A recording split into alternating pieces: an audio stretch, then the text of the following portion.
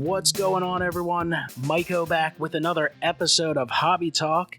Getting ready to talk a little bit about the baseball card hobby, the sports card hobby, which is currently just booming. Things are going crazy. We'll get into all that. Right now, I'd like to introduce my guest for the day, Mr. Brian Roth. Brian, how you doing today? Doing great, Mike. Thanks for having me on. I know we've been talking about this for a while. I'm happy that's actually happening. Yeah, it's definitely going to be fun to talk to you. I know you have a ton of knowledge. You obviously, maybe not obvious to all, but you are really big into some pre-war stuff, vintage stuff. You're into the modern stuff now, so you're well versed in the hobby. You're into grading, doing a few different companies. You've been with one company that's up and coming for a while. But before we get into all that, why don't you let some of the listeners know where they can find you in social media? Sure. So, of course, I'm on YouTube. You can find my channel at BRoth6. I upload mail days, grading reveal videos like Mike was alluding to, and other videos about my collection. You can find me also on Instagram at Hank Greenberg Collector. Most of the same kind of content there. And then I'm on Facebook, of course. You can find me by my name. So you obviously alluded via your Instagram name that you're a Hank Greenberg collector. You want to mention some of the Hank Greenberg collection or some reasons why you collect Hank Greenberg? Because obviously, though he's an all-time great, that's not necessarily the number one player you see a lot of collectors kind of out there chasing. It's true. I think especially that's true of people our age. I think collectors our age are more prone to collect people that they've actually seen play. But I think if you talk to more senior collectors, Hank is, especially with dealers, Hank is a popular player. When I go around at larger shows, usually either dealers are fresh out or they don't have much of anything to show me at all. Because his cards are sometimes tough to find. But I have a whole video about my reasons why I collect Hank, and I get the question all the time. But I feel like I've concisely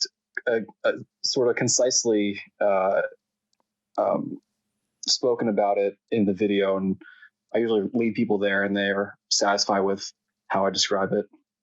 There's a chance for people to find out why you collect Hank Greenberg. They just got to go check out the BRoth6 channel. But it's a shame that he doesn't seem to be represented a ton in more modern products. I mean, obviously, he has some stuff, but they don't use him as much as you'd like to see him. And that's one of the reasons I really like some of the products such as Topps Archives and stuff, just to help kind of teach the modern collectors and modern baseball fans about some of the players from the past that can sometimes get lost in the shuffle. Absolutely. The last Topps product that featured an actual picture of Hank was in 2011, and I think they lost the rights to his estate because then in 2012, Panini came out with National Treasures and have kind of had the rights to use images and name since then.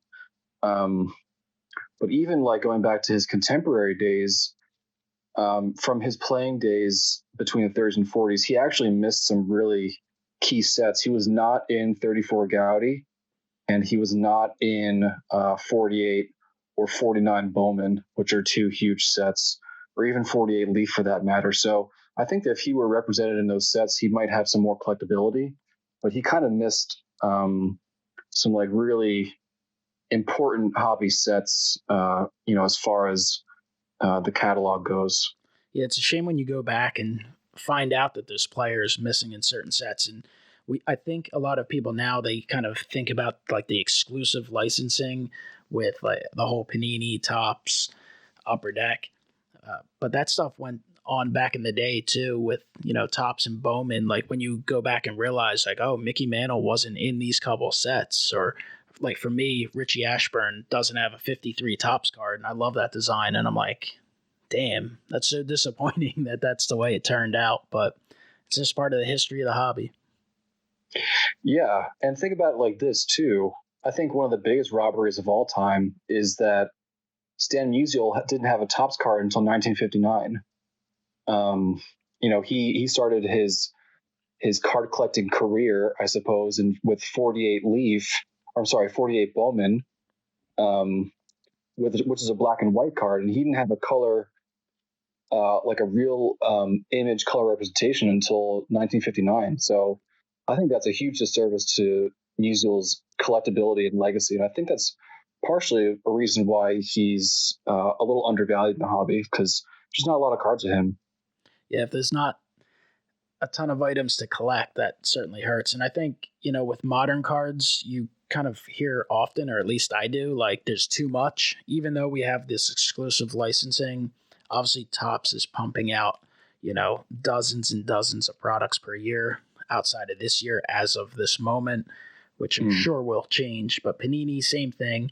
And there's so many rookie cards, and I'll hear people say, we used to have simpler times, but I think the more products that are out there, especially in different price ranges, that kind of appeals to more people. I mean, if you really want a Ronald Acuna Jr. rookie card, the prices have gone up, but there's some rookie cards you can still obtain at, pretty fair prices. It might be Topps Big League, not your first choice, but at least you have that option, as opposed to, I don't know, maybe Mickey Mantle, where if you want that true 1951 rookie card, good luck unless you win the lottery or are very, very well established financially.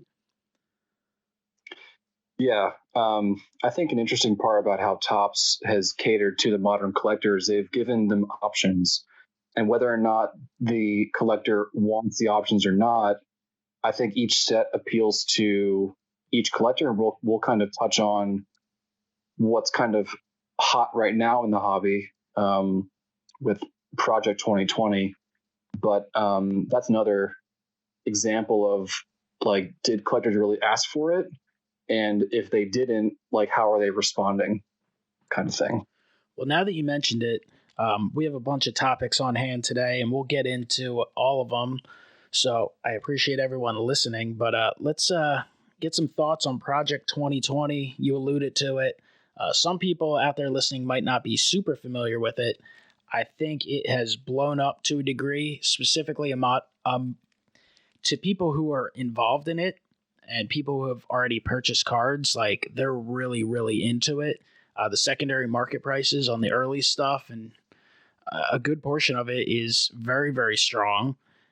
And it's just, I don't know if it's that people love the product that much and are that passionate about it, or if it's the fact that really everything else has been set to the side. We don't have new products coming out, but it's really been a major focus in the hobby lately. And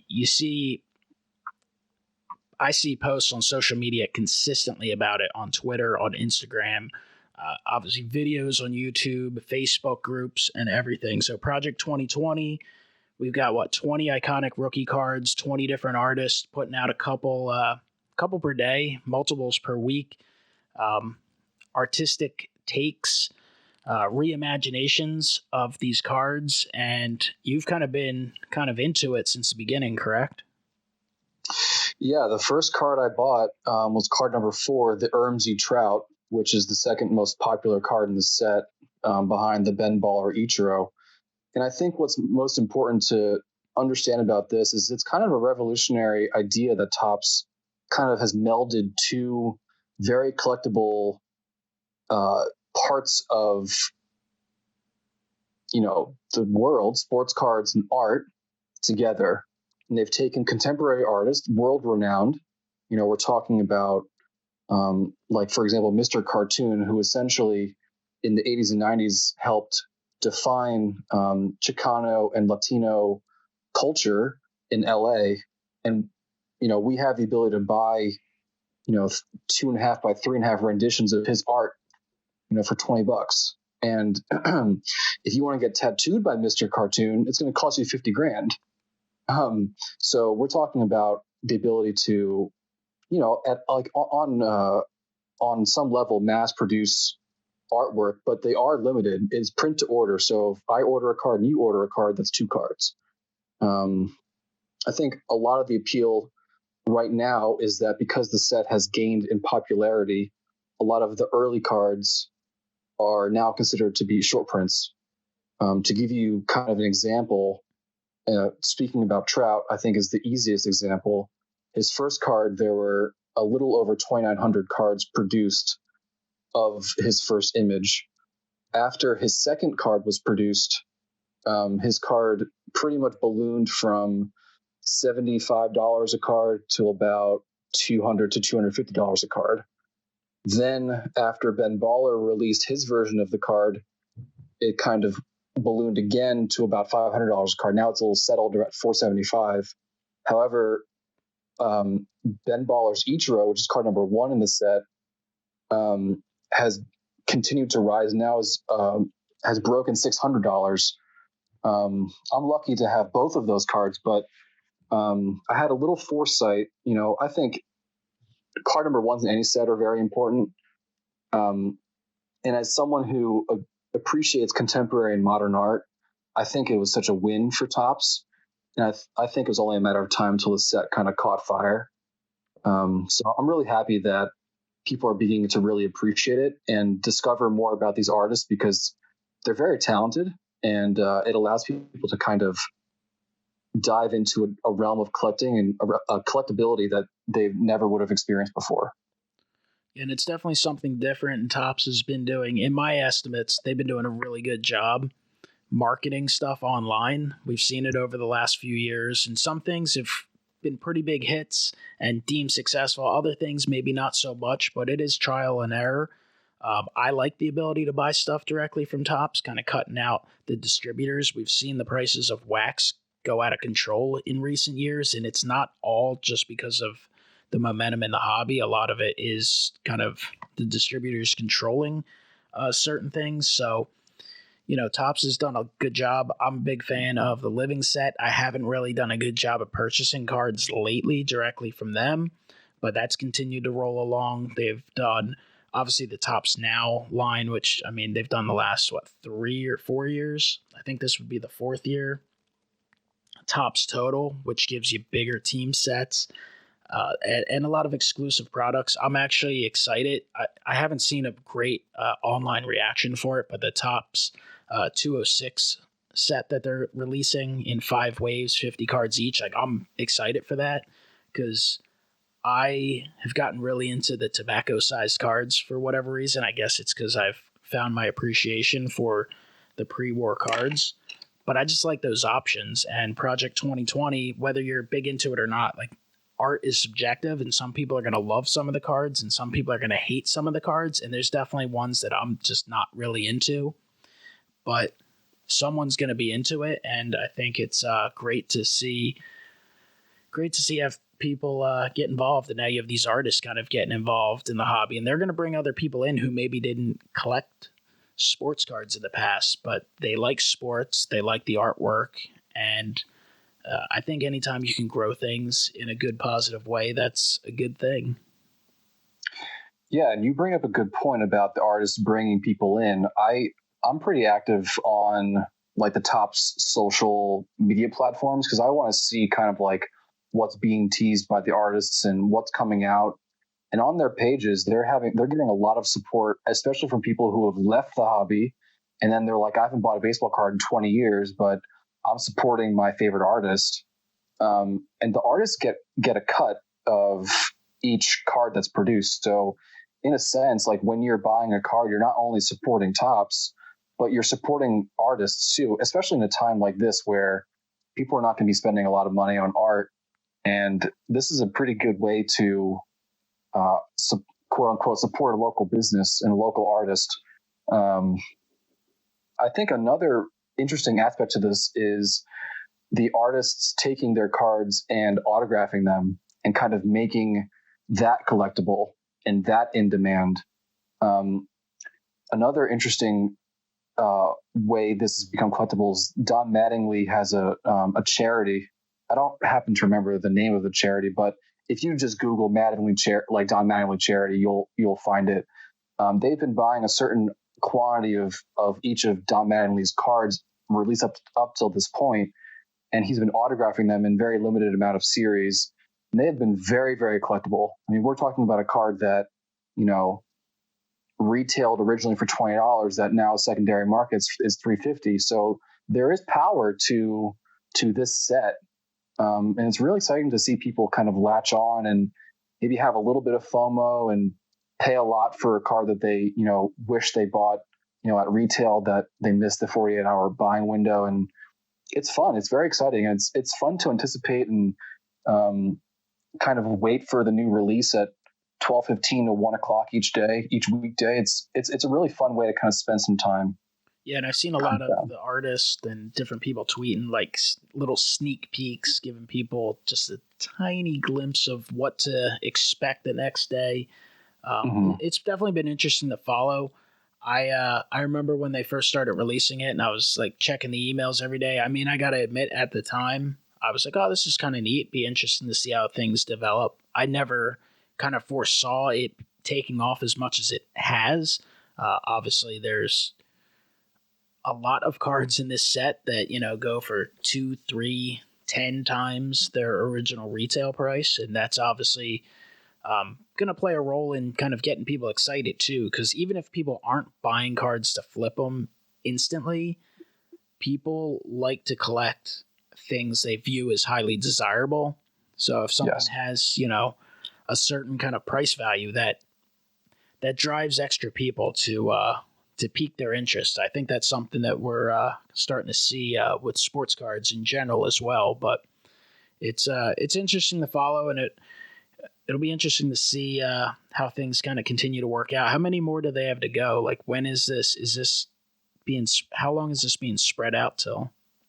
It's pretty much through the end of the year. We're not even like a quarter of the way through yet. Like, we haven't reached card 100. Yeah. Okay. It is. It's what, 400 cards, right? 20 times. It's a 400 card set. Yep. 20 artists doing 20 cards. I feel like they've been releasing them at a pretty good pace. They're not like, I guess I start getting used to some of those sets, like Living Set, where it's like 2 cards per week and it takes a while, but 400 cards is a good amount of cards. So there's a long way to go then. Yeah. I think, the set's very collectible. You can choose to collect a player and get 20 renditions of that same card, or you can choose to collect an artist and get 20 artist creations. Or like me, I'm just buying cards that I think look cool and I'm putting them on my wall on a shelf. And I'll kind of decide, like, at the end, when I've bought the cards that I have, like what I want to display and what I want to not display. And so I think that's what is so great about this set, is kind of bringing, collecting back in the way that it kind of was. And we're buying things that we like and we're doing it in our own way. And of course, they do give you that little chance at the thrill of the chase as well, right? The one-of-ones, there's gold frame one-of-ones that are kind of randomly inserted into people's orders, from what I understand. Right. So the one-of-ones are randomly inserted into the production run. Early on, there has been a lot of debate about the artist proofs, which are silver framed cards, no different at all, really, besides the silver frame and hand numbering on the back. But because of the hype, people have been setting up bots to buy the cards, at $99 or $199 now, what they're going for now, and then flip them on eBay. And it's the same kind of buyers buying those cards. And I've never gone for one. It's not my interest to. But for the people that want the limited edition collectible, it's become frustrating for them. So I think Topps is doing a lot to help combat that. They're setting up security measures, they're banning people's IP addresses, and doing things at that kind of level that doing what they can to help fight those users trying to do it illegitimately. Well, Project 2020 is certainly booming. It's been a big success for Topps. Another thing that's booming is the hobby. The hobby has certainly been growing for the last 5 years. It seems to grow year by year. We've had rookie hypes. Like 2017 felt like a huge year for rookies with Judge and Bellinger. And then 2018 got even bigger with Acuna and Soto. And then, of course, you have guys like Devers, he was a top rookie, but wasn't as sought after then as he is now. 2019, you have Guerrero and Tatis. So that year by year, it feels like the hobby has just been growing and growing and growing. Social media being in existence, I think, has helped hype that. But in the last couple months here, we had, when everything broke with coronavirus, we had a little bit of hesitation and a very slight temporary kind of market drop. Things softened a little bit. But since that time, the boom has exploded, and it just seems to exponentially grow seemingly by the day. And we're talking about everything. Wax prices through the roof. 80s cards have gone nuts. 90s cards are super popular right now. Modern cards, specifically ultra modern cards, being the last couple years, all these rookies just booming. Just everything's red hot. Brian, what's your take on this this massive hobby boom we've been seeing? Well, where do we start, right? I mean, there's so much to kind of dive into. I think, I think the obvious discussion points are Mike Trout is the GOAT and Michael Jordan is the GOAT. And I think if we kind of like establish those two players in their time, like best player of the generation, best player ever, like whatever conversations you want to have around that. And then everything kind of like trickles down from there, right? So like Jordan's prices move. That means Scottie Pippen moves. That means Rodman moves. That means Kobe moves. That means name your iconic, NBA player here. The same thing with Trout, right? Like Trout update now is all-time record high, and like who's to say it's going to stop? The unfortunate part is that now it's priced a lot of collectors out, and now it's become less of a collectible and more of a tangible asset in a way that people, if they bought 2 years ago, at $500 for a 10 or whatever it was, now it's over 3,000, and it's hard for an average collector to pay $3,000 for a single card. So I think there's a lot to discuss, regarding this topic. Is it good for the hobby? It can be.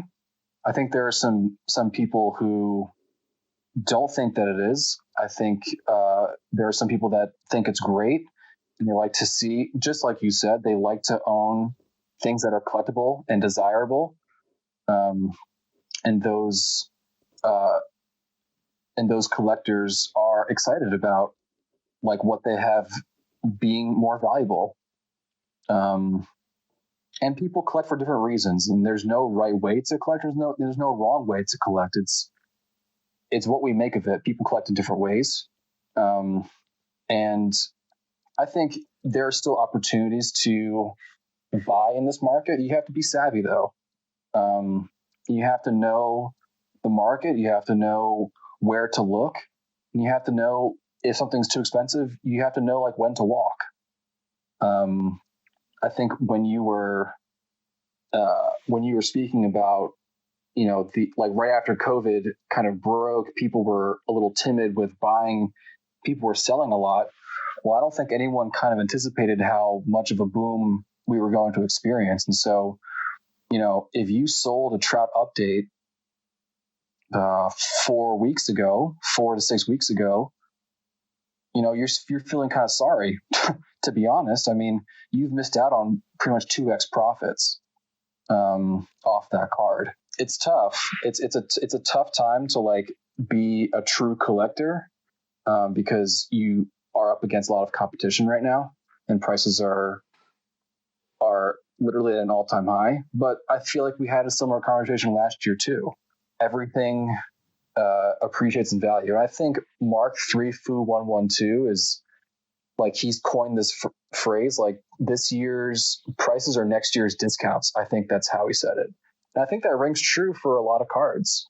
Yeah, there's no doubt that things have been escalating for a while, and I could foresee this boom coming, maybe not to this degree, and definitely not at this rate. I think that's what's really surprising because, like you said, 6 to 8 weeks ago, you're like, there was so much uncertainty. It was like, well, what's happening? Is there going to be a baseball season?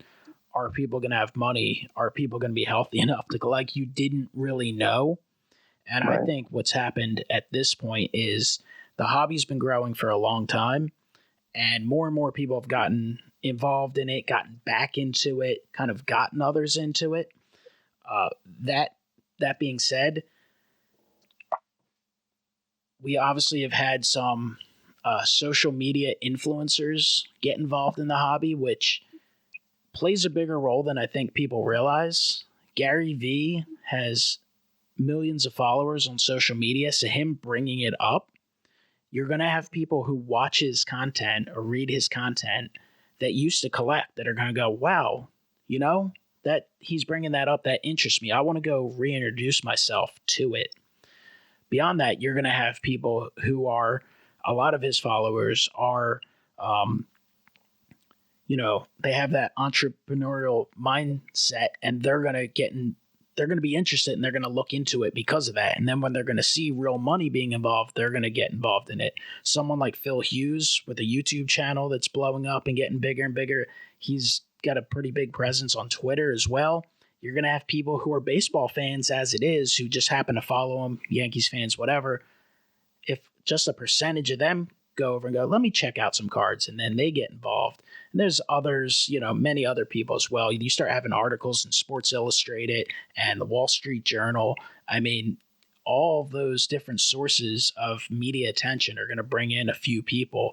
And beyond that, not only is it the influx of people, but what I eventually realized is, even though we have still a lot of uncertainty, and I personally have a lot of questions about the economic future in the country, but right now there's an awful lot of people, even if they are on unemployment, they're getting full unemployment. They're getting bonus checks. I think there's like $600 bonus checks for unemployment. They're getting stimulus checks. So they do have an income coming in, and they're not going out to baseball games. They're not going out to the bar. They're not going out to the movies. A lot of people aren't going out to eat. So despite the fact that there's uncertainty, people have a lot of time on their hands. They still have money coming in, and they're not really spending it elsewhere. So now people are putting that attention, that time, and that money into cards, which I think has helped create this exponential boom of the last month or so, because that's when it's really taken off. Yeah, I think that's kind of the factor that no one really thought of. But to touch on back to internet influencers, it's also never been easier in the history of time to buy a baseball card or buy a sports card in general. You don't even need an eBay account. You can buy it on Twitter. You can buy it on Facebook. You can buy it on Instagram.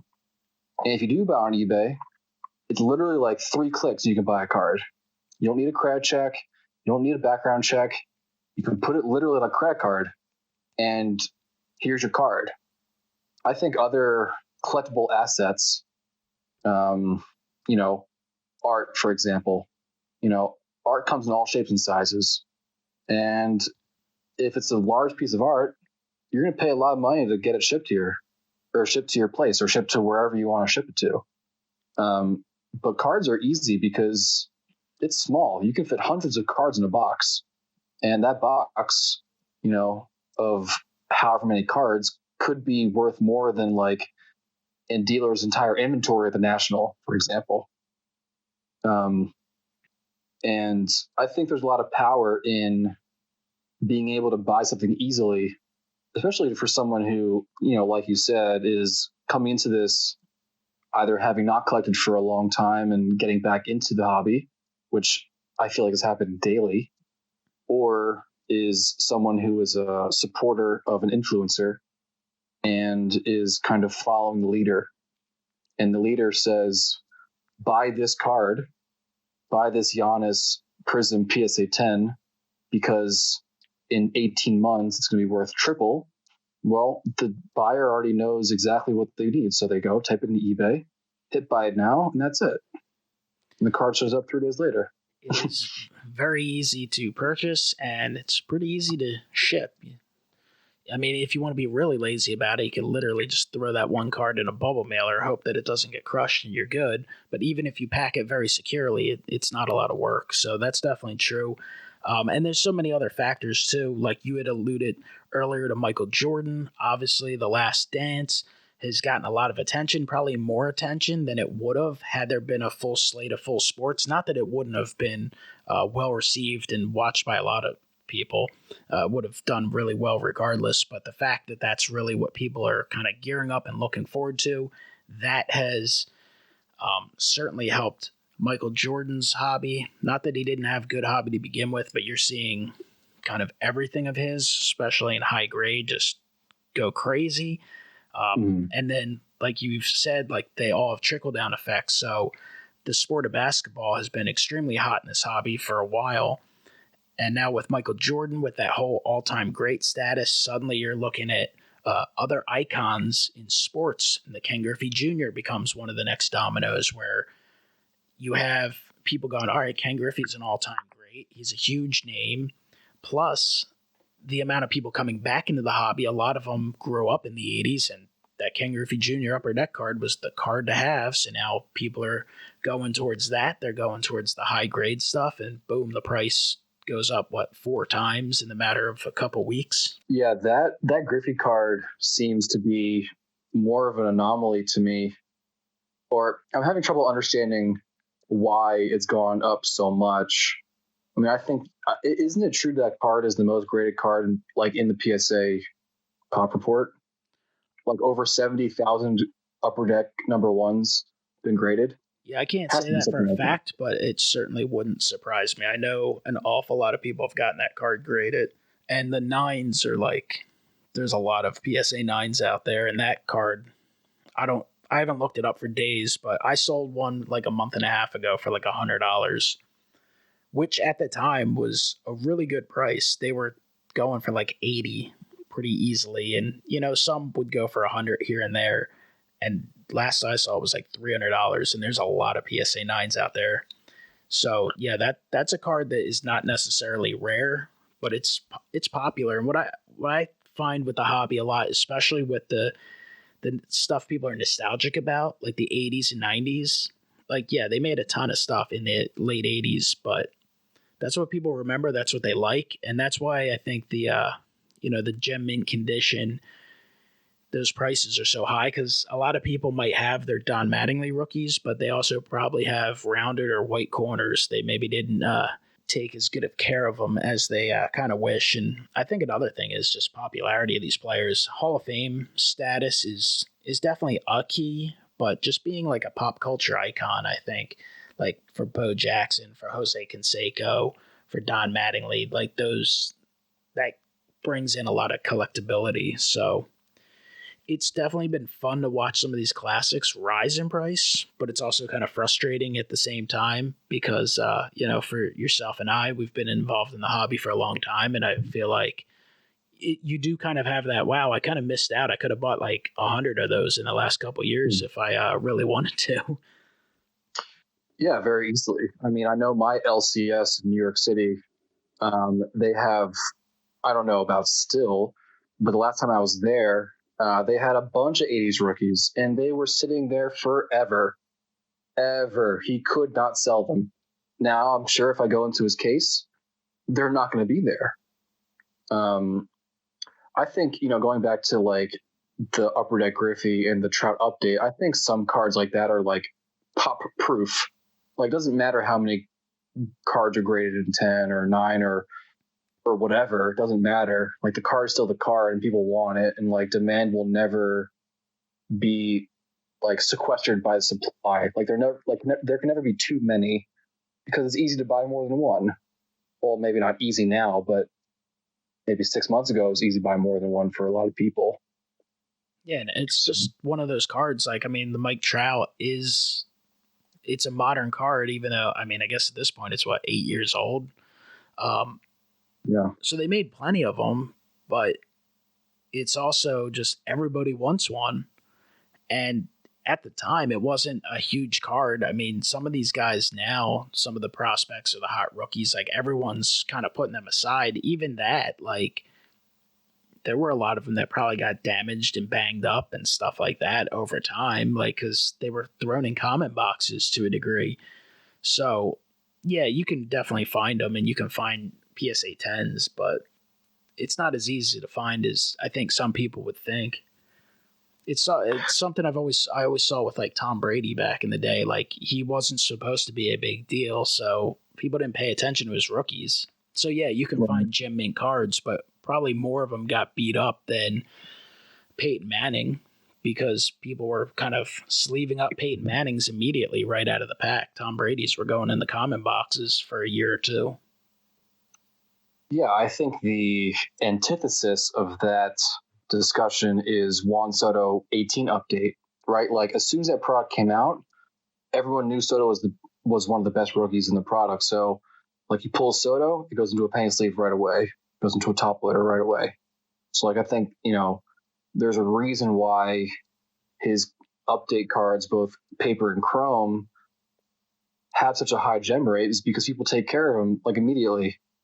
And, I don't think we're going to get back to a point where the rookies just go into a dollar box automatically. I think people are paying a lot of attention, and they're ripping a ton of stuff, retail and hobby, and they're saving their rookies. I mean, I'm sure people have boxes and boxes and boxes of just rookies, and then they flip through them every 6 months to kind of see like, oh, I forgot about that card, and that's a parallel, and that's a numbered card. So maybe I could like piece this together, and now I have something that whereas before I didn't think I had anything. That's definitely true. Things always evolve in the hobby, and something that's been consistent in the hobby for a very, very long time. It's something that everyone's always grown up having fun doing is opening wax. You always hear about people getting started in the hobby because their grandparents or their parents or whoever, they used to go down to the store and buy a couple packs of baseball cards and open them up and stuff. And wax is also booming, some of it to a sickening degree that, like, honestly, I just can't understand, like, who is actually buying some of this stuff. But even the new stuff, I mean, 2020 Bowman is scheduled to come out in about a week from the time of this recording. And blaster boxes are already being pre-sold on eBay for like $38, I think is what I saw. I don't even know what the hobby prices are, but they got to be crazy. I mean, usually Bowman is fairly plentiful, at least when it first comes out. Surely it dries up at some point. But new release products are unbelievably expensive. And then stuff from 2018, just a couple years ago. I mean, 2018 Topps Update, jumbo boxes, hobby boxes, blaster boxes, those prices are outrageous. I think blaster boxes are like $100 and hobbies like $400, and jumbo might be even twice that. Part of that is because people love opening stuff. And part of that is because, well, there's so many breakers out there, and there's so many people addicted to breaking stuff that so much is getting torn open that I guess it's just drying up quite a bit. It's amazing though. It's a pretty solid investment if you're into the investment angle of this hobby. I mean, every day more and more product gets opened, so less and less is available. It's crazy. That's true. Back in the 2018 National, when we were at that bar and you did that live stream that night, it was really fun. But I spoke to a collector who collected unopened wax, like packs, like you get unopened packs. And we were actually talking about, like, at the National when they opened the pack of 55 Bowman and pulled the mantle and everyone was freaking out. I asked him, like, what he thought of that as an unopened collector. He told me that he both loved it and hated it, because he loved it, meaning there's one less sealed 55 Bowman pack in existence, but also hated it because it was opened, and that's not like, what he does. I think at the end of the day, a lot of people are in the mindset that the product is meant to be opened, and keeping it sealed is like such a tease, or is not like using the product for its intended purpose. And that may be true, but there's a lot of collectability in it, because when you see something, like if you see an update blaster, a 2018 update blaster, Those right now on Blowout are being asked for $150 for I update remember, blaster. like, that's what I usually pick up a decent amount of retail products, and I'll open some. Usually I open some on camera on my channel, and I'll usually put some aside. And like that was like one of those products I just, for whatever, I think I might have opened one on my channel. I don't even remember. And I didn't buy any and put any aside. Like I did buy some of the Chrome Update, which is also up there in price. But I just like, now I think back, I'm like, why the hell did I not pick up it? Like I always pick up some. And like that's the year where it just goes crazy. And like I saw the same blaster boxes sitting on shelves, retail shelves, for like probably like a month. It's crazy. Yeah. And I think the thought is that, you know, if you come across, let's say you come across a 2018 Topps Update blaster, you're looking at it, you're like, oh my God, like there's definitely an Acuna in there.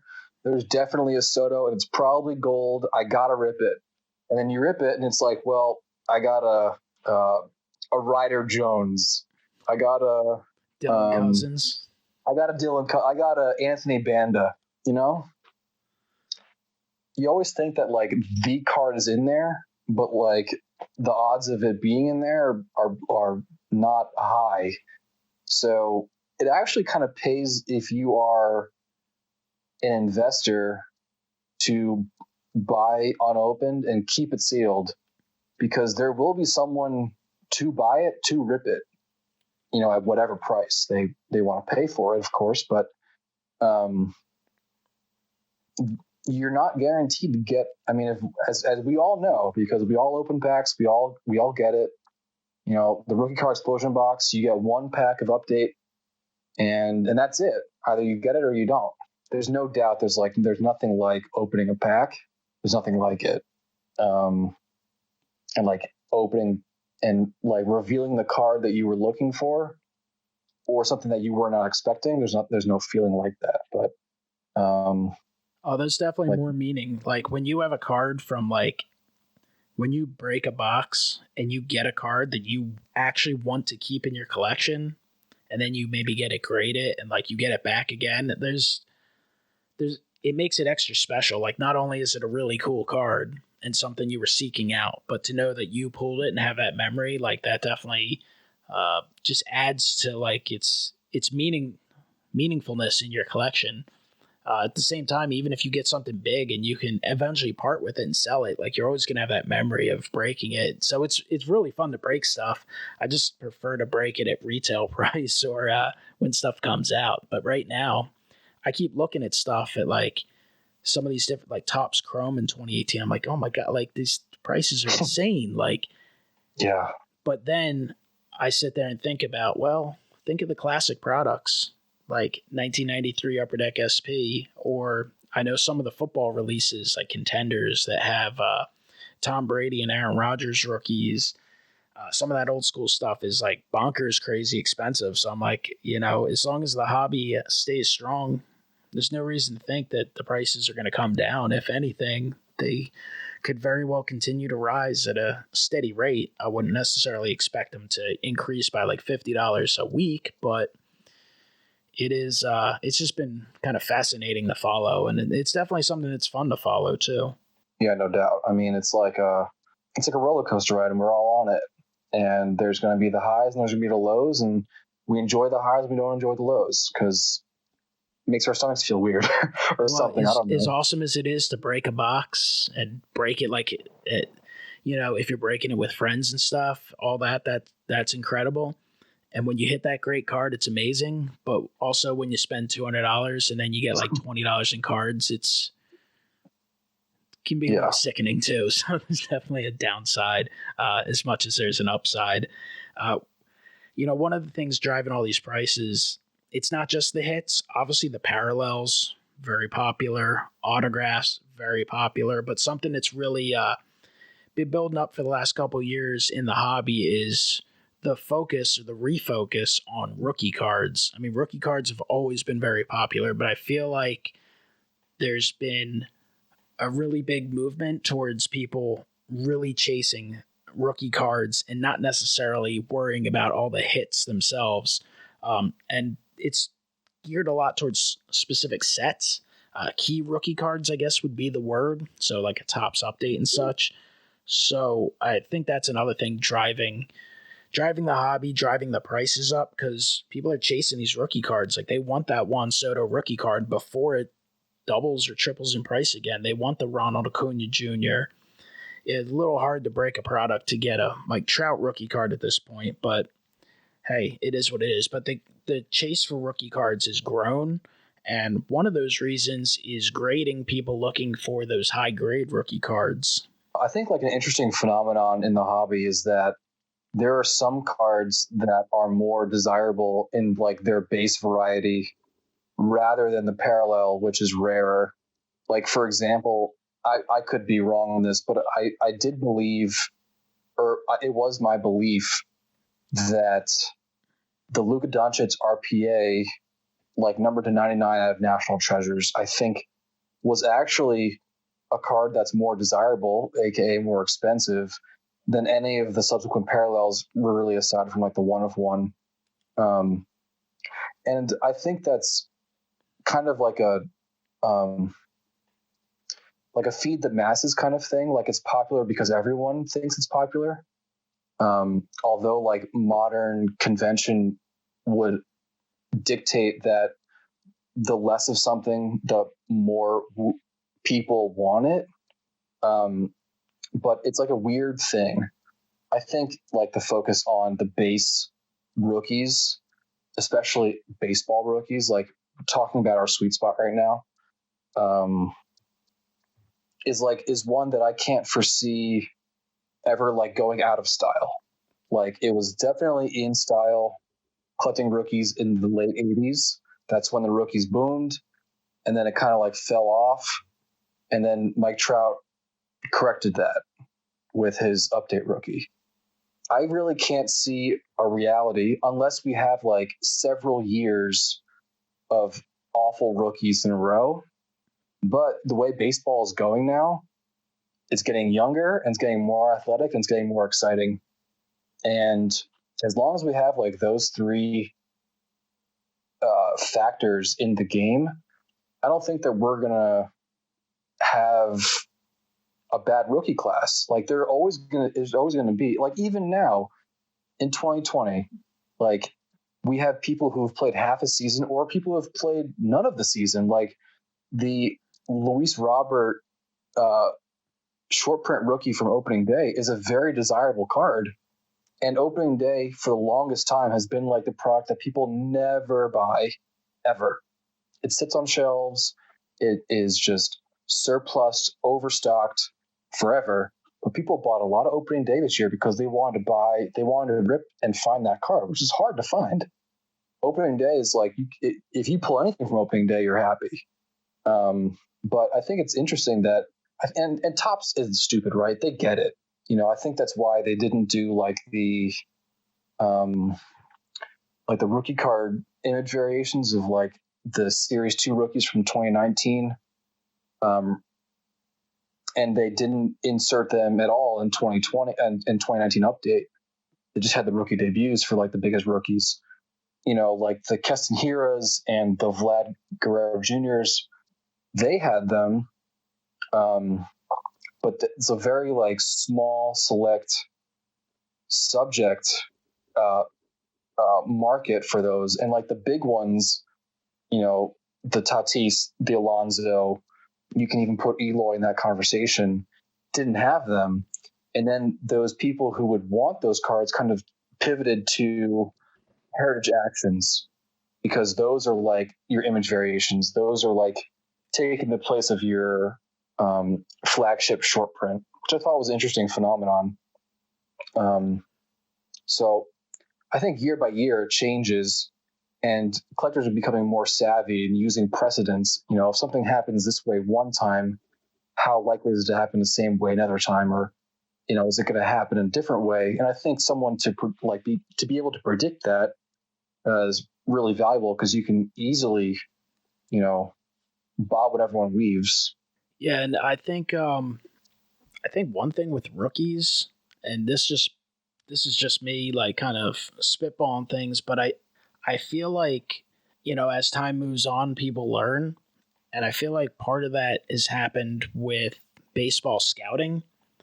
Obviously, every rookie's a risk, and it's hit or miss, and different things can, hurt a career, whether it's something the player does or freak injury. But I feel like scouting's a little better now, and with development and quick development, you kind of get a better idea of a player's ability to, at the very least, be a really good major leaguer. Back in the day, like the late 80s, you'd have all these guys that people would be chasing, and like they would never even actually play in the major leagues from time to time, or barely get a cup of coffee. And I think that's something that helps drive rookie prices now, because you're seeing these guys actually get on the field and play. And part of that is too with Topps and Major League Baseball, with the agreement of a guy having to be, on the major league roster to actually receive the proper rookie card treatment. I think that helps too, because even if a guy has, ups and downs during his first season, like in Eloy Jimenez, he actually, if you look at his stats, that he had a pretty solid year for a first-year rookie, and he really played very well towards the end of the year. But being on the field there, just getting that exposure, I think helps someone like him. And I do think another thing right now that's helping the hobby price-wise, especially with the modern cards, is we are currently stuck in this long kind of spring training mindset where there's like there's a positive mindset for collectors of all these different players and teams. That's going to be something that'll be interesting if they do get back on the field. What's going to happen? I think there'll certainly be an excitement with baseball being back and being back on the field being played, which will probably drive things a little more to begin. But once these guys get back on the field, some of these guys, their prices might even elevate higher once they get out there and perform well. But for the guys who get out there and, have a bad month or two with a shortened season, their overall numbers won't look as good. So, you might see some price drops too a little bit. That's something I was actually thinking about before. But I don't know. It's definitely fun, to see the rookie kind of craze continue and come back. It just feels a little simpler. And even though we do have varieties and different variations and such, chasing those rookie cards, it's kind of refreshing rather than just, I got a relic card of this guy who, isn't very good, but hey, at least it's a hit. Yeah. And I think like an interesting phenomenon, and like kind of like touching on like what is inserted in a pack and what people care about. Like I subscribe to the rookie card explosion box every month, and sometimes I open a pack and I get a jersey card, and I'm like, well, crap. Like I would have preferred a rookie card, because that's like what I'm looking for. I'm opening this product to like find a rookie, and when I get a hit, it's like, well, that was substituted for, maybe one or two cards, or maybe even three cards, depending on how thick the card is, right? And so, like, those are all potential failed opportunities that like that pack held for me. And I think it's like funny to think that like something that is inserted, like maybe even one a box, like if I'm opening, a flagship Topps product, you're not guaranteed even an autograph. You're guaranteed a relic or auto. And if you open your pack and it's the relic, and you're like, well, crap, like I would have preferred one with a rookie card. It's just a funny, like, it's a funny place that like where we are now. But every now and then you open a rookie card explosion box and pull a Derek Jeter gold parallel and then grade it. And then it kind of works its way out there for a number of rookie card explosion boxes by our friend Filmington over on YouTube.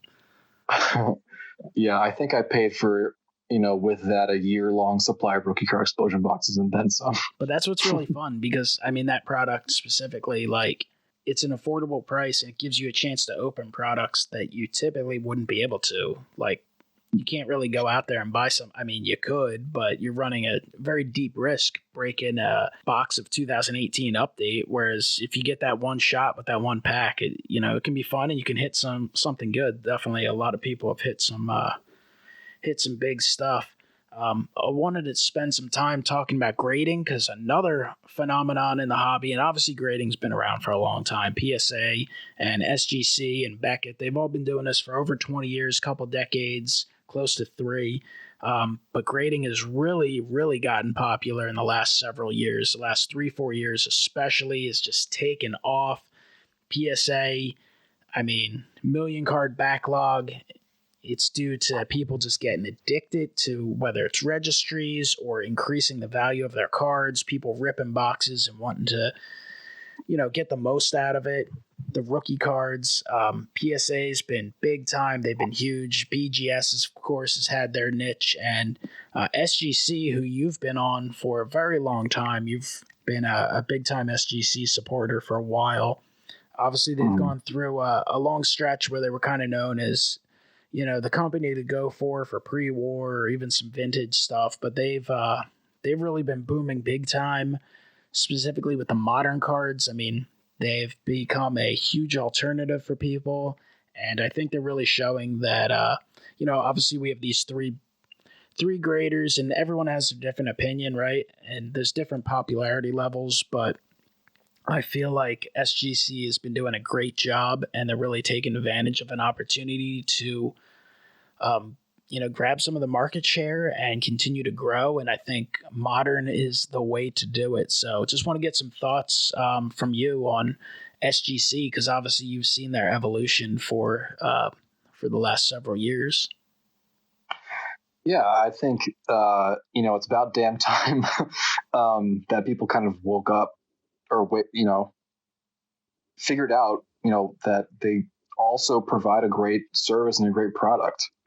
I think they still remain to be the third-party grader that charges the least and gets your cards back the fastest.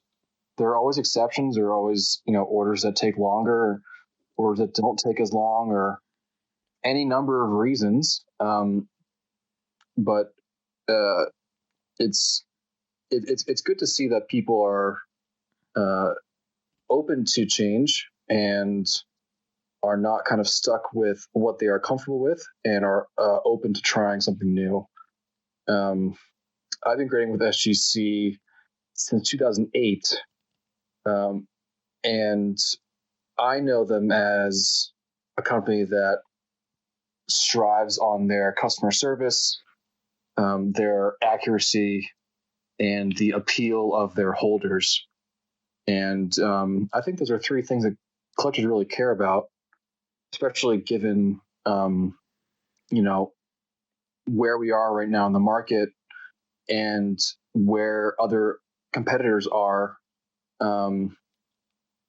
People are getting converted to SGC all the time. We were talking before how their orders from 6 months ago have increased 10x. So, imagine getting 100 orders a week, and each one of those orders maybe has 20 cards. That's 2,000 cards. Well, now you have 1,000 orders, and they still have, let's say, 20 cards. Well, now you have 20,000 cards. I mean, it's just insane the amount of volume that's coming through. And I think, what's most amazing is that they haven't hired. They haven't scaled up yet. And a company that's looking to scale, they have to do it strategically, because if scale is not strategic and they can't forecast that their business will keep momentum maybe in 6 to 12 months, then they're going to make a lot of business decisions that won't make a lot of sense when the time comes. And so I do know that they are expanding their space. I do know that they are hiring people, and I do know that they are coming out with their much anticipated pop report on June 1st. This news was broken today by the SGC social networks.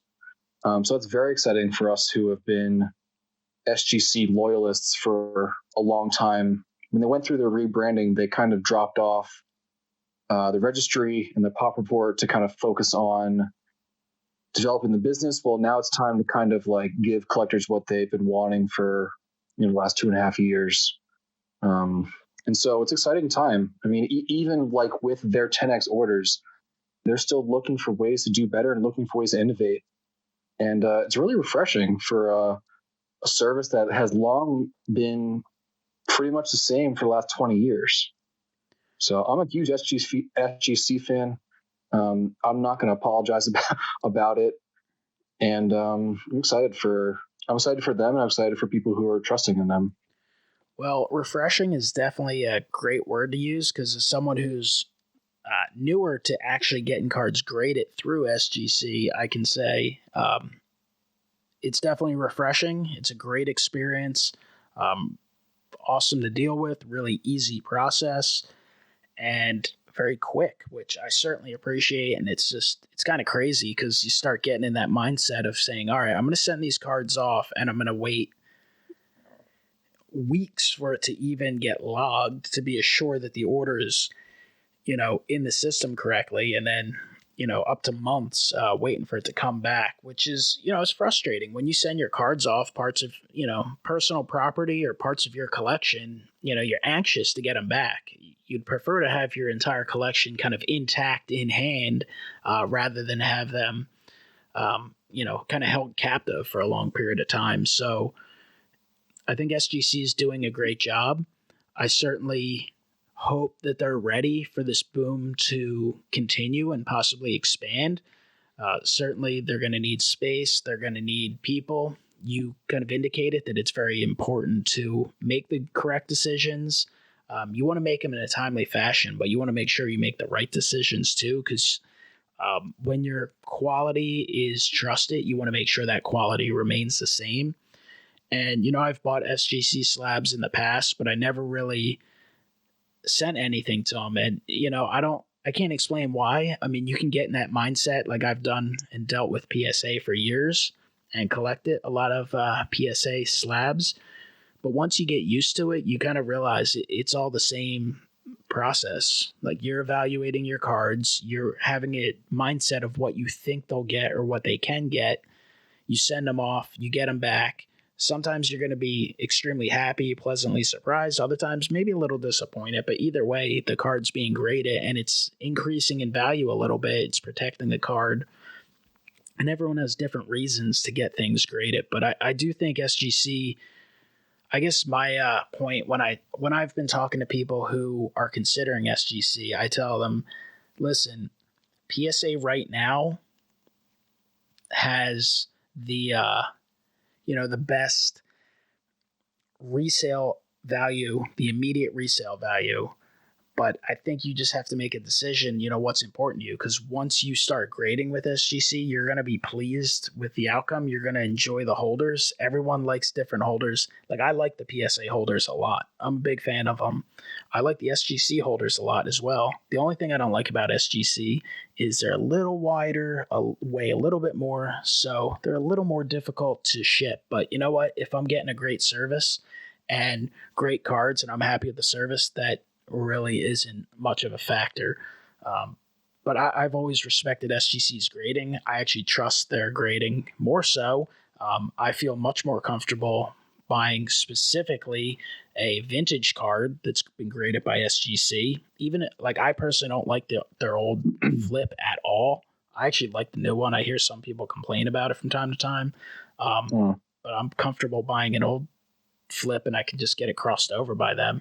Another great thing about SGC submissions is you can send in your reslabs, crossovers, high value cards, cheap cards. You can send them all in one submission, which is really nice, as opposed to the other companies where you got to send them all individually and pay for shipping and handling for each order coming back, which is kind of crazy. Yeah, and I think that's like intuitive, right? Like, I had been submitting with SGC for all this time, and when I first did my first PSA submission, and I found out that, like, if a card's deemed a certain value that it has to be separated, it just like didn't make sense to me, because I was just so used to sending everything, to SGC, and like it's a tiered system, right? So like, first tier's at $10, and it's up to $249. Then from $250 to $499 is another, and so on and so forth. It just made sense. It was just intuitive. Like, it's all going to the same place. It's all being assessed at the same time. Why does it need to be separated? I don't know. There's probably some, process oriented something, implementation at PSA or at Beckett even, that prohibits that. But I mean, as a collector, it just makes my process easier. And if my process is easier, then theirs will be easier too, because they're the ones providing the service. I think when, we're talking about resale value, I think there's a lot of focus on like who graded the card and what grade it is. But if we like take those elements out and just think about like, this is a gem mint card, this is a pristine card, this is a near mint to mint card. Like, I think that like mindset is a more healthy and like ubiquitous mindset. And if we can like determine that like X card in X condition is worth X amount, then it won't matter like who holdered the card. It won't matter who assessed the card. And I think that will take away a lot of the bias around third-party grading. If there were just like a more uniform, established market value of like, it's just so easy to talk about the Trout update. How many times have we mentioned it during this conversation? I have no idea. But like, everybody wants that card, and it's just awesome. But to me, if I can buy a Trout, if I have money to spend on a Trout, if I can get an SGC 10 for $2,600 and a PSA 10 for $3,000, I'm gonna buy the SGC 10. 10 times out of 10, absolutely. But I think that's something that is changing, and I think it takes time, right? A lot of people are used to PSA because they've just been the most popular. Every company has had some sort of issue of some kind, and no one is perfect. No human being is perfect. SGC had an issue with autograph authentication. PSA is obviously, it's pretty well known by most that they've had a lot of issues with trimming and things going through that maybe shouldn't. And I'm sure we'll still continue to learn more about that. So, but the bottom line is like, SGC has done a really good job. And I think while PSA has been more popular, that doesn't necessarily mean they're a better grading company. They're just more well known. So at the current moment, a PSA 10, generally speaking, will outsell an SGC 10. But with modern cards, one of the factors with SGC that will help them is the fact that you could potentially hit a pristine. And if you get a pristine on the modern card, that's going to outsell the PSA 10. You also have the chance for the 9.5 Mint Plus, because as someone who's looked at thousands and thousands and thousands of modern cards for the last several years and submit it, there's many times I'll send cards off to PSA and go, you know what? This easily could be a 10, because a 10 doesn't necessarily mean absolute perfection. But with this very tiny thing, if the wrong person sees it, would maybe get a 9. For me, if I were grading cards, a lot of people wouldn't like me because I'd be very tough. I'd be more likely to hand out a 9 than a 10 on modern stuff. But I think you're a lot like me. I think we both have a pretty keen eye for raw cards, looking them over. And there's some people that aren't like that. They just kind of glance at it and go, oh, this looks good. Not everyone checks every centimeter of the card. But with SGC, there are tweeners. There just absolutely are cards that, that are maybe not quite a 10, but they're certainly better than your average 9. So the 9.5, with the trend of 9.5s outselling 9s, I think that's a plus for SGC. And the 10s are close enough that what I've told some people, I'm like, listen, it depends what you want.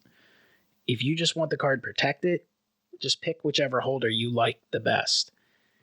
If you just want to get the card sent back, SGC, an amazing option. It's going to come back really quickly. If your heart is getting every penny out of that card as you can, theoretically PSA, but you don't know when you're getting it back. Like, there is a value in getting your card back in a timely fashion. So if you send a Vladimir Guerrero rookie card and you get it back in 3-4 weeks, maybe it's ready. Should the season start, you want to move it right away as opposed to getting it back at Christmas. I mean, these are all things that you have to factor in. but I do think SGC is gaining popularity. I think they're gaining a lot of popularity. You're seeing, they obviously have their own department on Twitter and Instagram and all that stuff. But just speaking from the YouTube perspective, because that's where both of us spend a lot of our time on social media. You're probably a little more active in the other social media avenues than me, but there's been an explosion of SGC reveals, specifically of modern cards on YouTube in the last month or two. And a lot of people say, oh, well, they're who's open. That's true. And that's why a lot of people took a chance on them. But the thing is, the more people see SGC reveals and they see the way the cards look in the holders and they see people who are pleased with those, the more likely they're going to get involved in SGC. And like, even just speaking for myself, the more you get used to the holders, to something different, the more likely you're going to be to use that service to purchase cards that are graded by SGC. Maybe in the past where you did your PSA 10 search, you might be more likely to do an SGC search. And then you see, well, I trust SGC. I like them. That card's a little bit cheaper. Let me do that. So I actually think that the number of YouTubers alone using SGC is big time for the business. And I think that will continue them moving in the right direction. So I know I just went off for a while there, Brian, but I want to give you a chance to go on some thoughts. But that's just some thoughts I have on SGC. I think they are a real player and they're a real option for people who like to get cards graded, because grading, like pack ripping and all that stuff, can be addictive in its own way. Like, it's fun to get cards graded. It's fun to anticipate those grades. So if SGC gets enough people to do that often enough, that's big time for them. Yeah, very much so. Again, regarding the topic of grading being addicting, but I think SGC has seen a lot of YouTube boost, especially from people who follow Nolan's channel. I think Nolan really is just exclusively now submitting with SGC. He uploaded a PSA video today, but he submitted that order in 2019. And like, there's no doubt that Nolan is one of the more influential and knowledgeable members of the YouTube community. I mean, he's his eBay store is, he's a one-man show, but he's got a lot of knowledge, and he's really fun to watch. He's like no nonsense, straight to business, show the cards, no fluff, no frills. And I think people like that about, his stuff. And, because he has such a good following and he's a reputable resource in the hobby, people are, more apt to give SGC a try rather than like me with my 400 some odd subscribers being like, SGC is the best. They're like less likely to listen to me than to like a YouTube powerhouse like you or like Nolan or like Phil. Well, I know for me, like, I know Nolan told me, I think, probably like 6 months ago, he's like, dude, you got to give SGC a try. You're going to love it. And I had been thinking about sending some stuff off to him, because even with like the whole 9.5 thing, I remember I had some cards that I was like, dude, this PSA might give it a 10, but they're probably going to bang it for a 9, and it's better than a 9. So I remember having some cards that I had planned on sending it, and I didn't take that first step for a while, and I should have, but it took a while, but I eventually did. And honestly, what got me to finally send some stuff in is at the last Philly show, got there like 5 minutes late, had to stand in line for PSA for 2 hours. I remember that. Then sit there and, deal with them for quite a while. And I dropped off all this stuff. And then I had a few cards that I brought with me that I wanted to get reholdered. And I just had them in my bag. And I ended up stopping by the SGC booth with Ray and Ed, two buddies on YouTube, Ray from Philly and Wesker Griff. And I just sat down and I started talking to them. I was talking to Peter and talking about stuff, and I kind of mentioned that I really wanted to give them a try, and then I ended up just submitting those 3 cards just to, I think it was like a crossover, a reslab. It might have been 2 crossovers. And, it was really nice to talk to him. He was telling me about different things. I kind of mentioned to him, I was like, listen, I submit a lot of stuff with PSA. I don't know if he knew exactly how much I did with them, but I told him it was a pretty substantial amount. And so just getting to talk to them a little bit, getting that first submission there, and by the time it came back so quick, I was like, I ended up exchanging some emails with them and doing a few phone calls, and then next thing you know, I've now sent off, I think I sent off like 240 at one point, and no, I sent off 101, got that back, just got back like a 240 card order, about 150 of them are mine, which I will be doing a video on shortly. And then now I have close to 300 cards out with them right now, which again, they're not all mine, because I actually have some people who were going to submit to PSA who decided they didn't want to wait, and they're giving SGC a try.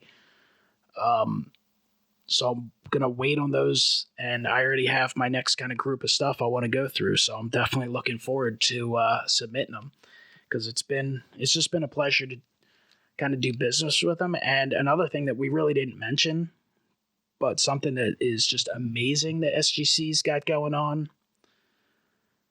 when that order pops, and the fact that, even though it's going to ship that day, you still got to wait 2-3 days for it to get to you. You can see your cards, very quickly. They get those scans up. That is absolutely amazing. They got to work a little bit on organization and maybe different folders for different submissions, but outside of that, like, the images are just fantastic. Like, if you decide you want to sell a card, there's no reason to scan it or take a picture yourself. You just copy and paste that, because that's awesome. Yeah, I think that is like not what we asked for, but it's like a beautiful, like, quality of life change, right? Like, you said it perfectly. Like, your order is graded, you're like chomping at the bit for it to come back, it ships, and you're like, okay, like 3 days later I'm getting my cards. Well, like, not so with SGC. Your order pops, and then like within 24 hours of that happening, your order will ship, and then your seller ready images will populate in the box account that they've set up for you. So it's also really fun to like kind of like David Bradford did that on his channel. He did like a reveal. I thought it was genius, like a blind reveal of like his seller ready images, like live. So he would like scroll through the different images, click on them, and then be like, oh, I got a 10, or I got a 9.5, whatever it was. I thought that was really smart. And I really like the seller ready images because you can easily like post it anywhere. Like, I love posting my stuff on Instagram and Facebook, because like a lot of people who collect cards in the 21st century, you like to show off a little bit. Like, if I got a pristine 10 Fernando Tatis Jr. rookie card, you better believe I'm posting it to like 5 groups, because I want to show people that I got this. And to have like a high quality image to do that with is powerful. And like, we've all been there where we're like trying to like maneuver your phone, turn the light on, move the card, turn the light off, take a picture, side's crap, do it all again, forget all that. The card's created by SGC, get your seller ready image. It's that. Like, it's the best solution. Like, you don't have to like mess with that stuff anymore. I just think it's like such a nice quality of life change that, like, again, no one asked for, but it's such like a great little feature, and they do it for free. Like, you're not paying any more for it. It's part of the service. It's great. Love it so much. Awesome. I love it. But yeah, SGC's done a great job. They've definitely won my business. I'll be continuing to use them quite a bit. And like I said, I think with the influence of people getting used to seeing cards returned by SGC by other people, and then trying it out for themselves, that just helps. That's just people get used to using it, and they're going to say, you know what, if I can get my cards back a little quicker, that might be what gets them involved, and you can just get hooked on things very easily. So I think that and the closing gap in the market price helps a lot too, because some people still are stuck on the PSA side for the sole purpose of the perceived value. Because there's a lot of people, value is a very key factor, but I think eventually those numbers continue to get closer and closer. People aren't going to be married necessarily to one company or the other. And, I don't know what the numbers are. I don't know the business.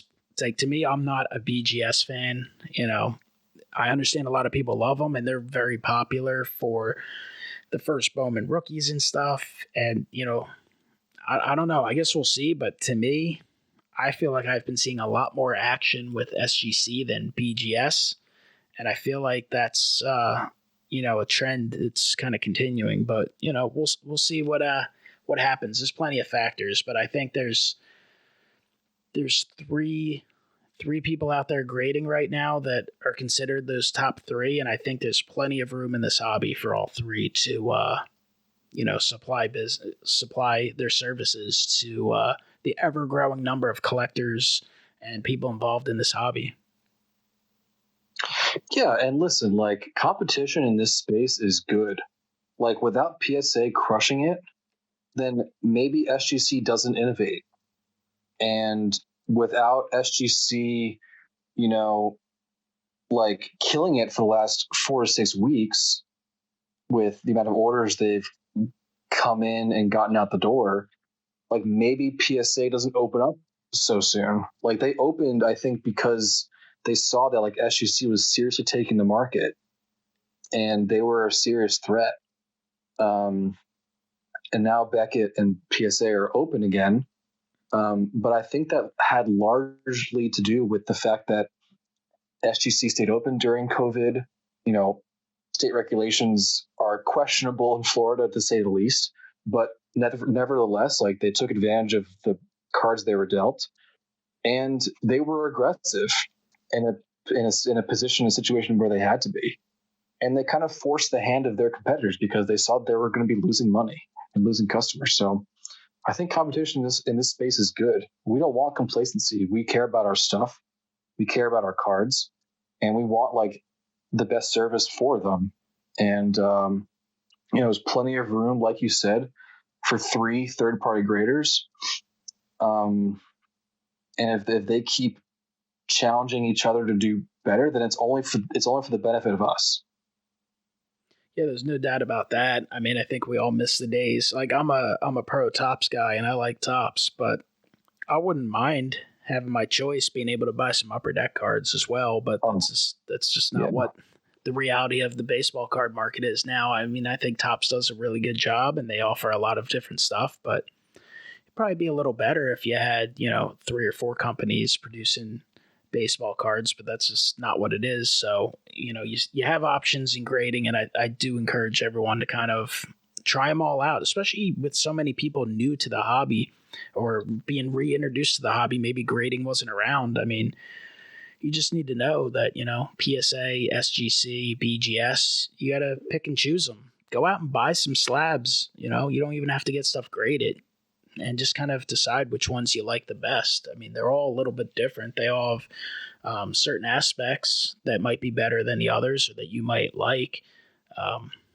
There's a lot of choices to choose from. I mean, you got to be careful. You don't want to go out there buying BCCG 10s or anything. So yeah, you definitely want to do some research, but there's a lot of cool stuff out there.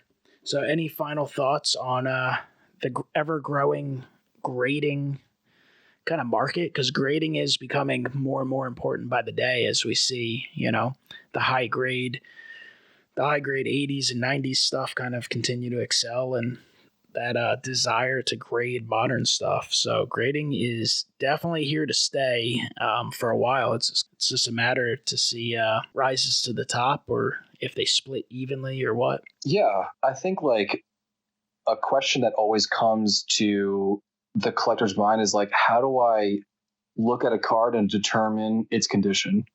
And I think the best way to do that is like immerse yourself with cards. Look at graded cards, look at raw cards, look at cards like graded cards that are an 8, look at cards that are a 9, look at cards that are a 10, and look at cards that are pristine. Even if you have to buy like a card that you otherwise would not, to like be your kind of like example or exemplar to go off of, do it, because it will train your eye. Now, is that like an exact science? Absolutely not. There's no way to like know for certain the card you're looking at is a 9, 10, 9, 5, pristine, whatever it is. But as the more you familiarize yourself with, and you can speak to this, I'm sure, more fluently than I can, but the more you familiarize yourself with the kind of card you're looking at and like the specific condition issues that card may have, the more fluent and the more predictive you can be in terms of responding to, like, do I send this card into grade or not? Like, is it worth my time? Is it worth my investment to send that card? Like, do you have any like quick hit tips for like a listener that might be like, I want to send a grading order, but I don't know like what the heck I'm looking at?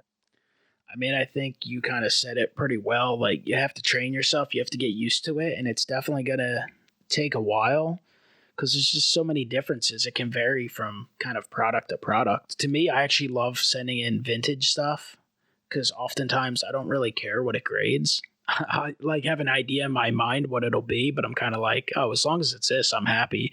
With modern, you really want to get that 10 if at all possible. You can live with a 9.5, even a 9 on certain products. You don't really want to go below that for something that's, a very recent card, but just everything's different. I mean, you look at like some of the Panini products like Optic or even Prism. Not that I open a ton of that stuff, but even when I've opened a couple boxes here and there, I see indentations in the back or little scratches off center. Mm-hmm.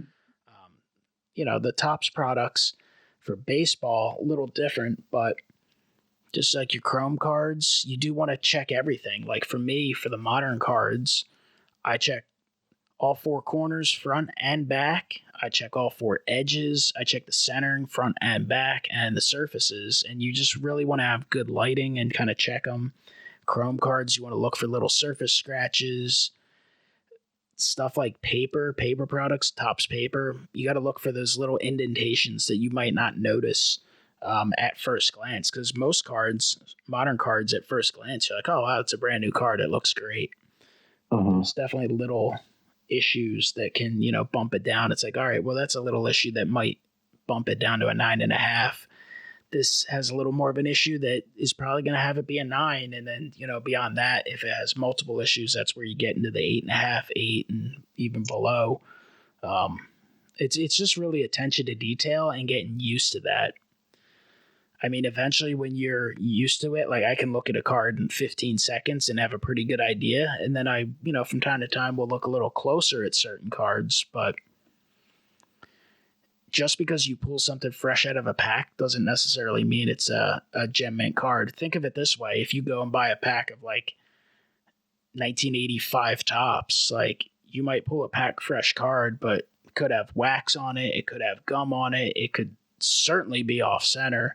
And you can say the same thing for modern cards. There's always a chance there's dents or issues, rough cuts on the edge. So just attention to detail. Check it all out thoroughly if you're looking for the highest grade possible.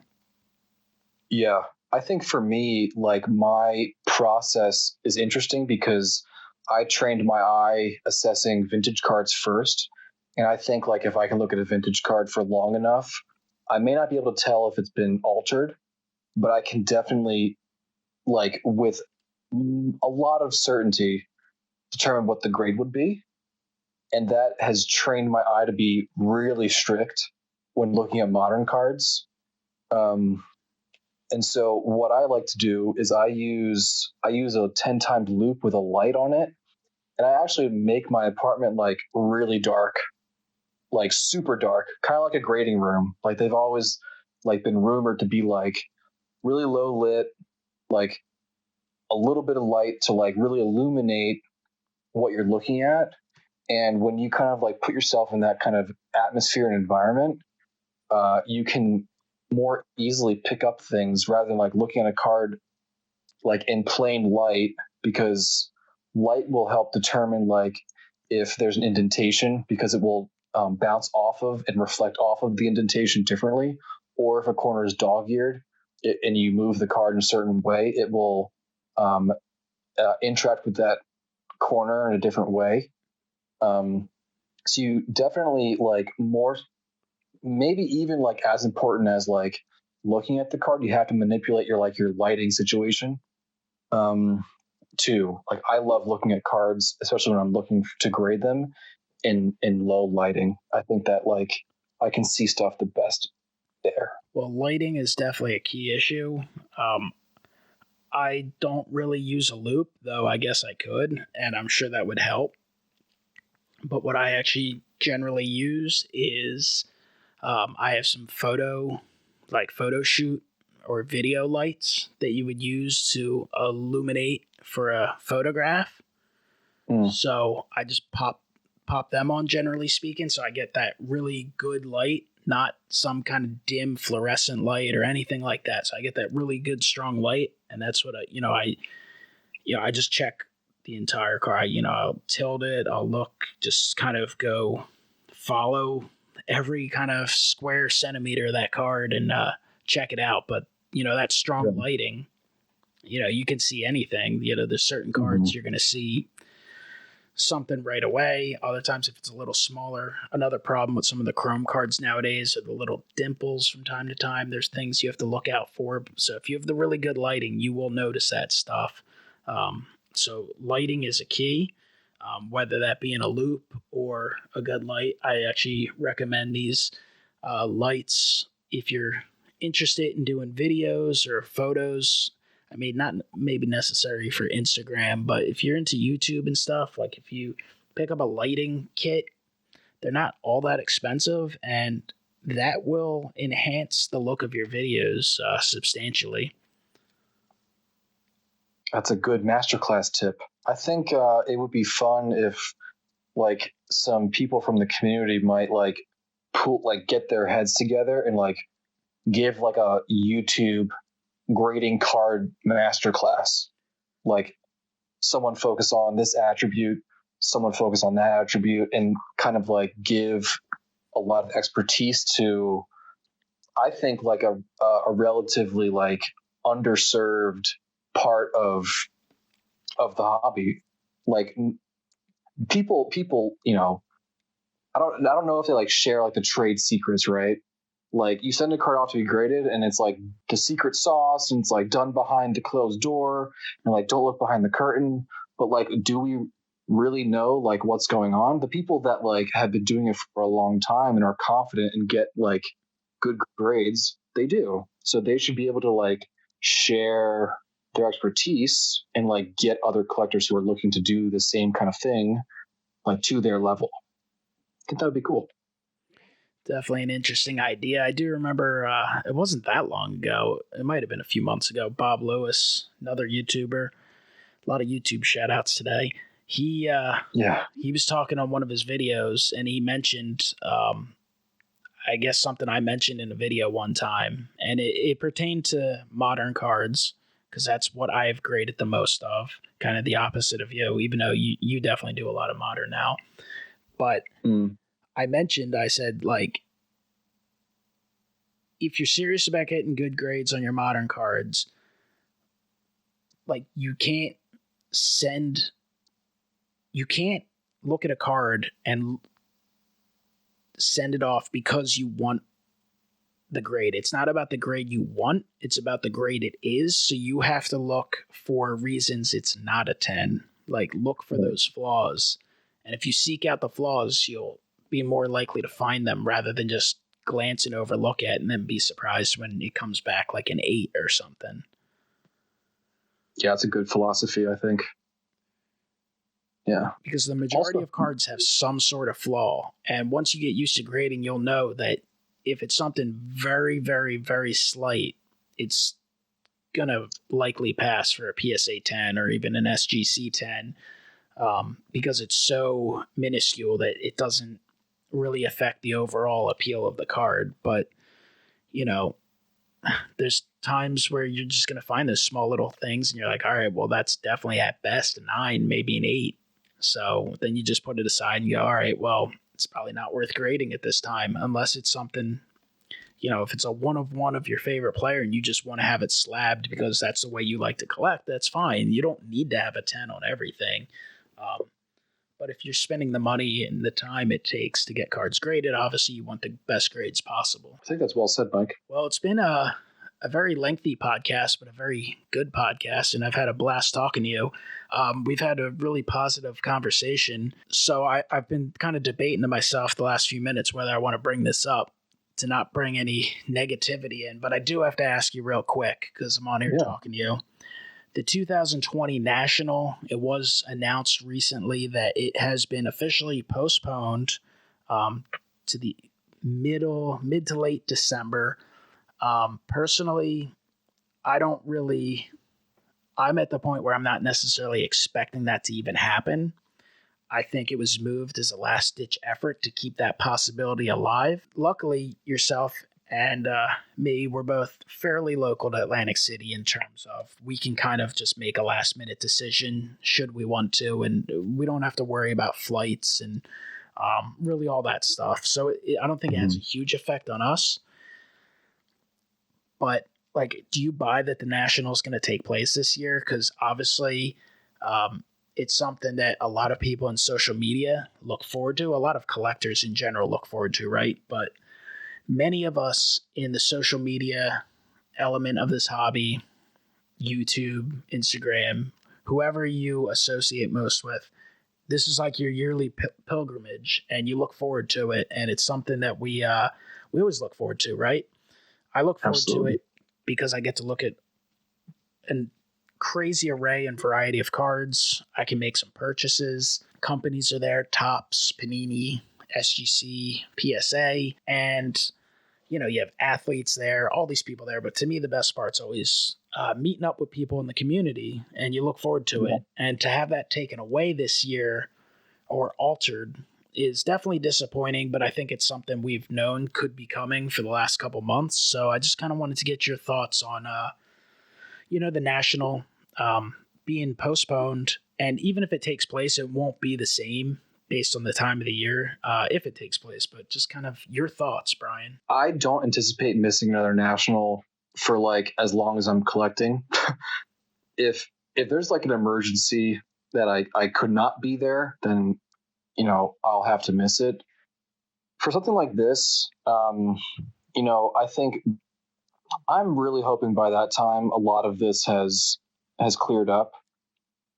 Time will certainly tell. That's another what? It's 7 months away now. They pushed it back 4 months, and we're in May right now. So is it the best idea to get people all together, very close and touching everything? Probably not. But we have to rethink how we're gonna live our lives from this point on, and I think if we follow state, local, federal guidelines, then it will be an easier experience. Will this deter some people? Absolutely. New Jersey is not fun when it's cold at all. And Atlantic City is not the easiest place to get to in the first place. I know I'll be taking a bus from New York City, and that's a good way for me to go. But for people flying in or driving from a long distance, it's not easy. With that being said, the time of year is also a huge challenge. I was speaking with a dealer today who I'm, acquainted with, and he's not thrilled with the idea of it being in Atlantic City in December. But it's his time to make his money. So he's not going to miss it. He's maybe not going to like it. He may not do as well as he did last year, or maybe even in Cleveland. But it's a huge opportunity for dealers, especially. But, is it ideal? No. Will I make every effort to be there if I can? Yes, for certain. Yeah, it's such a bizarre time, starting on a Saturday, going to Wednesday. Certainly, if it does take place, I'll do everything in my power to get there. I might not be able to do the full show like I typically would, but definitely find a way to get there for a day or two for sure. It's just, it's unfortunate, but everything right now is not what we were expecting, right? Right now, we thought our teams would be a month and a half into their season, and we're still waiting to conclusively see that they're going to play. And obviously, beyond that, all the other, variable issues with the entire world right now. But, just specifically on the national, it's disappointing, especially when it's a more local show. I guess it's better than it just being outright canceled. At least it still gives us that hope. Obviously, there's only so many technically probably open dates available at this point. Yeah. And I think it was unlikely it was going to be moved. I mean, would I love to see it at the Philadelphia Convention Center? Of course, but, kind of know that wasn't going to happen.